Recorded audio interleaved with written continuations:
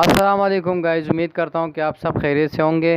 Guys, जिन लोगों ने अभी तक मेरा चैनल सब्सक्राइब नहीं किया वो मेरे चैनल सब्सक्राइब करें और बेल आइकन पर लाजमी क्लिक कीजिए। गाइज़, मेरी आज की वीडियो अरशद ख़ान के हवाले से है, चूँकि वो कुछ अर्सा कबल सोशल मीडिया पर बहुत ज़्यादा छाए रहे और ना सिर्फ पाकिस्तान बल्कि पूरी दुनिया में बहुत ज़्यादा मशहूर हो गए थे।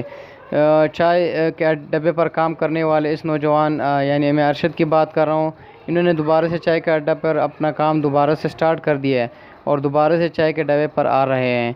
चूँकि कुछ अर्सा कबल वो सोशल मीडिया पर बहुत ज़्यादा छा गए थे और अपनी खूबसूरती और मखसूस स्टाइल की वजह से मुख्तलिफ़ ब्रांड ने इनके साथ माहदे कर दिए थे और वो मॉडलिंग वगैरह उन्होंने शुरू कर दी थी।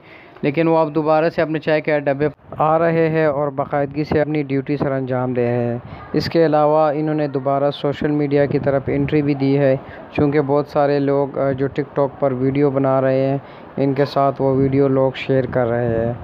तो ये किस्म की एंट्री भी है दोबारा सोशल मीडिया पर। तो बेस्ट ऑफ लक ये इस मरतबा क्या करते हैं।